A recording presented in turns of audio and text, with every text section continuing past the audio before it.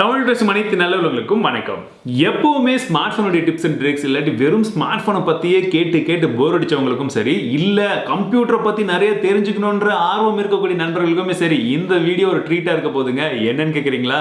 உங்களுடைய பழைய கம்ப்யூட்டரா இருக்கட்டும், இல்ல லேப்டாப்பா இருக்கட்டும், எல்லாத்தையுமே இப்ப நான் சொல்லக்கூடிய இந்த 10 டிப்ஸ் அண்ட் ட்ரிக்ஸை நீங்க ஃபாலோ பண்ணீங்கன்னா சும்மா அப்படியே ராக்கெட் மாதிரி சும்மா அப்படியே 2-3 மடங்கு வந்து ஸ்பீட் பண்ணலாம். எப்படி என்னன்னு தெரிஞ்சுக்கணுமா? ஸோ வாங்க வீடியோக்குள்ள போகலாம்.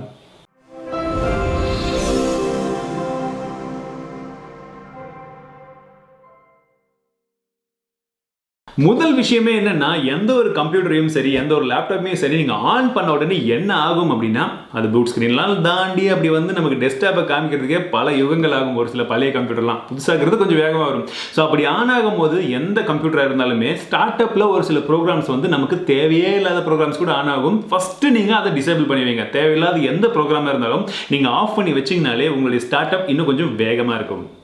Ctrl+Alt+Delete ப்ரெஸ் பண்ண உடனே டாஸ்க் மேனேஜர் அப்படின்ற ஆப்ஷன் கிடைக்கும். ஸோ அந்த டாஸ்க் மேனேஜரை கிளிக் பண்ணுங்கள்.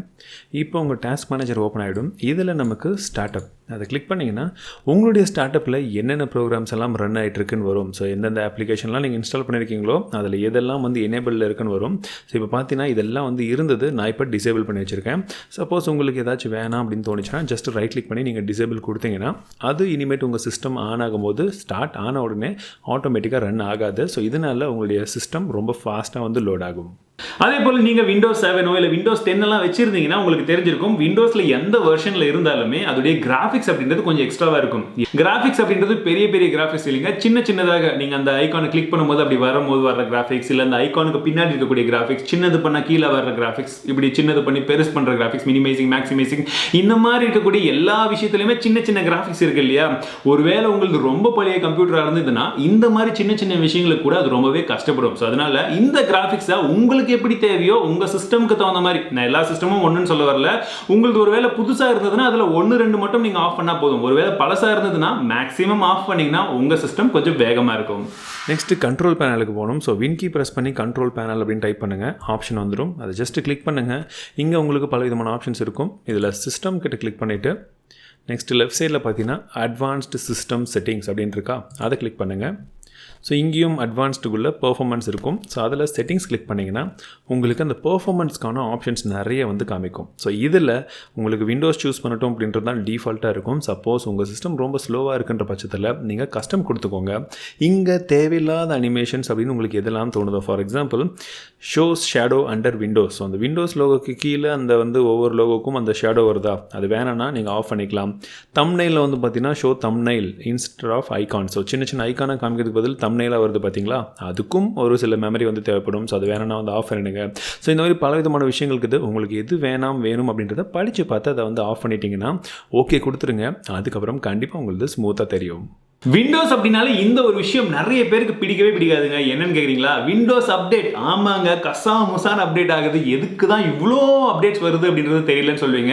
ஒரு சைடில் பார்த்தாலும் இது வந்து பிரைவசி, செக்யூரிட்டி இஷ்யூஸ் இதெல்லாம் ஃபிக்ஸ் பண்ணுறாங்க, அப்டேட்ஸ் அப்பப்போ பண்ணுறது நல்ல விஷயமாகவே இருந்தாலும் நெட் கனெக்ஷன் இல்லாதவங்க, இல்லை பழைய கம்ப்யூட்டர் வச்சு இப்போ புது ஆப்ரேட்டிங் சிஸ்டம் யூஸ் பண்ணுறவங்க எல்லாத்துக்குமே இந்த அப்டேட்ஸ் வந்துட்டே இருந்ததுன்னா அவங்க கம்ப்யூட்டர் எப்போ பார்த்தாலும் அப்டேட்லேயே இருக்கும். சுத்தமாக வந்து பார்த்தீங்கன்னா சிஸ்டம் வந்து அப்படியே ஸ்லோ ஆகிட்டே இருக்கும், தேவையில்லாமல் டேட்டா இழுத்துக்கிட்டே இருக்கும். ஸோ அதனால இந்த அப்டேட் கொஞ்சம் டிசேபிள் பண்ணி வைங்க. அதுலயும் உங்களுக்கு தேவைக்கேற்ப கொஞ்சம் மாற்றி வைக்கலாம். அதை மட்டும் ஃபர்ஸ்ட் பண்ணுங்க.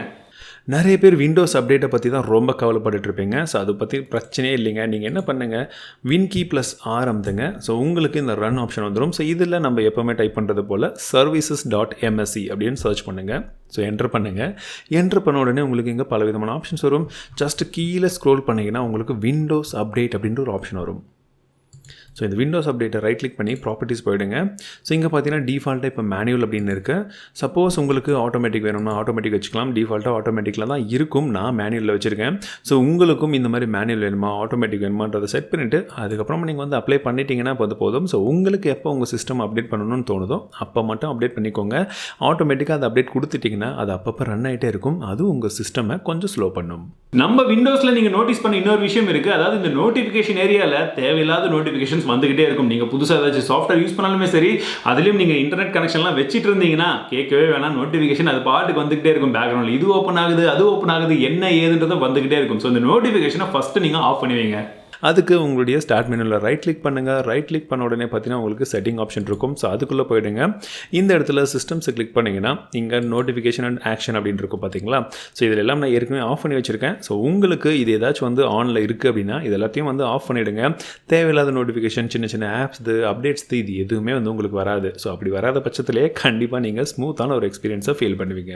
எல்லாருக்குமே தெரிஞ்ச ஒரு விஷயம் என்னன்னா, நம்ம சிஸ்டம்ல தேவையில்லாத மெமரியை வந்து நிறைய டெம்பரரி ஃபைல்ஸ் ஆக்குபை பண்ணியிருக்கோம். இந்த டெம்பரரி ஃபைல்ஸ் நம்ம கிளியர் பண்ணோம். இந்த டெம்பரரி ஃபைல்ஸை கிளியர் பண்றதுக்கு பல விதமான மெத்தட்ஸ் இருக்கு. அதுல ஒரு சில மெத்தட்ஸ் என்னன்னு பாத்தீங்கன்னா, வின்கி ப்ளஸ் ஆரம்பித்தீங்கன்னா ரன் வந்துடும். அதில் முன்னாடியும் பின்னாடியும் வந்து நம்மளுடைய பர்சன்டேஜ் சிம்பிளை போட்டுட்டு நடுவில் டெம்ப் அப்படின்னு போட்டுட்டிங்கன்னா அதை என்ட்ரு பண்ணும்போது அது ஒரு டெம்பரரி லொக்கேஷனுக்கு வந்து கொண்டு போகும். ஸோ இங்கே தேவையில்லாத ஃபைல்ஸ் இருக்கும். எல்லாத்தையுமே செலக்ட் பண்ணுங்கள், டெலீட் பண்ணுங்கள்.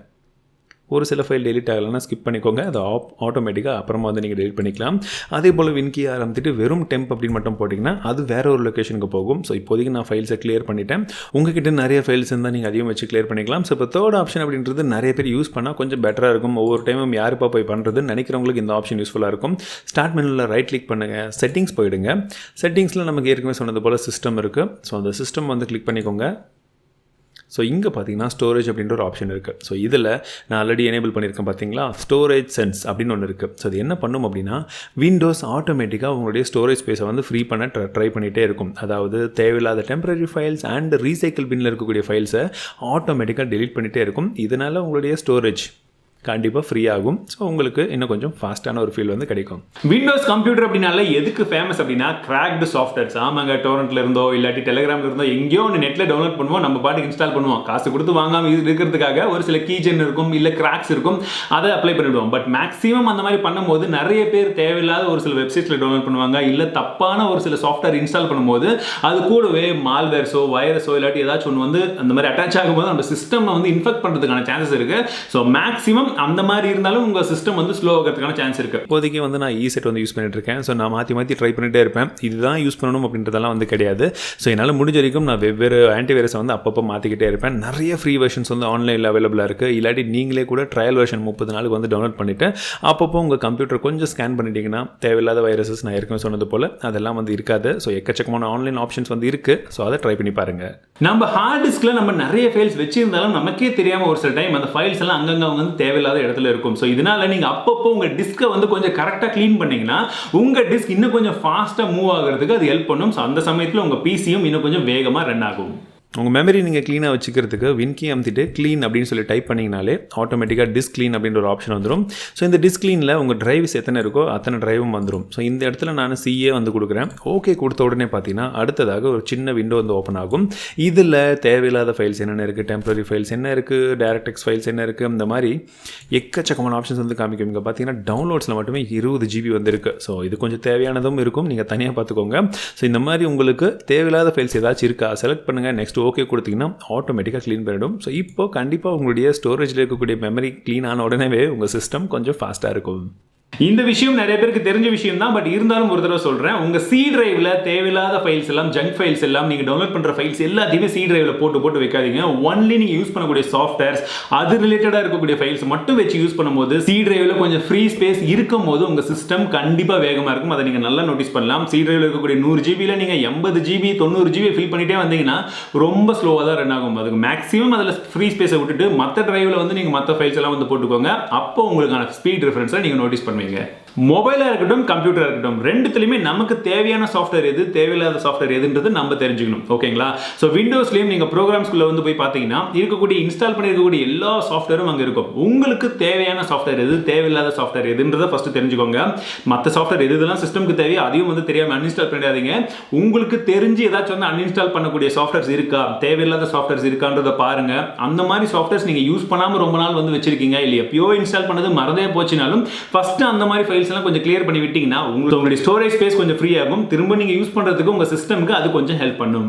இது எல்லாமே பண்ணிட்டேன் ப்ரோ, இப்பயும் என் சிஸ்டம் வந்து கொஞ்சம் ஸ்லோவாக தான் இருக்குது. கடைசி ஆப்ஷன் என்ன அப்படின்னு பார்த்தீங்கன்னா எதுவுமே கிடையாதுங்க. ஜஸ்ட்டு வின்கி ப்ரெஸ் பண்ணுங்கள், ரீசெட் அப்படின்னு சொல்லி டைப் பண்ணுங்கள். ரீசெட் திஸ் பிசி அப்படின்ற ஒரு ஆப்ஷன் வரும். இதை கிளிக் பண்ணிங்கன்னா ரீசெட் திஸ் பிசி அப்படின்ற அந்த இங்கே வந்துடும். ஸோ இதில் வந்து நீங்கள் கெட் ஸ்டார்டட் அப்படின்ற ஒரு ஆப்ஷன் இருக்கும். அதை கிளிக் பண்ணுங்கள்.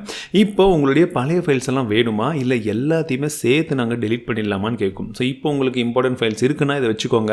பட் எதுவுமே இல்லை, என்கிட்ட ஹார்ட் டிஸ்கெல்லாம் இருக்குது, நான் பேக்கப் எல்லாம் எடுத்துட்டேன், என் சிஸ்டம் கம்ப்ளீட்டாக புதுசு மாதிரி ஆகணும்னா இந்த ஆப்ஷனை கிளிக் பண்ணிவிட்டு நீங்கள் ஆட்டோமேட்டிக்காக வந்து ஃபர்தராக ப்ரொசீட் பண்ண உங்கள் சிஸ்டம் பக்காவாக வந்து வந்துடும். ஸோ இங்கே பார்த்தீங்கன்னா ஒவ்வொரு ட்ரைவும் வந்து க்ளீன் பண்ணட்டுமா இல்லை எல்லா ட்ரைவுமே வந்து நான் வந்து ஃபுல்லாக வந்து காலி பண்ணிட்டுமான்னு கேட்குது. உங்களுக்கு எது வேணுமோ அதுக்கு தகுந்தாற்போல் பண்ணிக்கோங்க. ஸோ உங்கள் சிஸ்டம் நீங்கள் ஃபஸ்ட்டு வாங்கும்போது எப்படி வந்ததோ அதே மாதிரி புத்தம் புதிதாக உங்களுக்கு கிடைச்சிடும். அவ்வளோதான் நண்பர்களே, இந்த வீடியோவில் உங்களுடைய கம்ப்யூட்டர் இல்லை லேப்டாப்பை எப்படி நீங்கள் அப்படி டபுள் பண்ண முடியும் ஸ்பீட் அப்படின்றத பார்த்தோம். ஸோ கண்டிப்பாக இந்த வீடியோ உங்களுக்கு பிடிச்சிருக்குன்னு நினைக்கிறேன். ஸோ பிடிச்சிருந்தா மறக்காம லைக் பண்ணுங்கள். நீங்கள் ஒரு கம்ப்யூட்டர் யூஸர் இல்லாமல் இருந்தாலும் பரவாயில்ல, உங்கள் கம்ப்யூட்டர் யூஸர் இருக்கக்கூடிய ஃப்ரெண்டுக்கு இந்த வீடியோவை ஷேர் பண்ணுங்கள். மீண்டும் உங்களை அடுத்த சந்திக்கிறேன். வாழ்க தமிழ், வளர டெக்னாலஜி.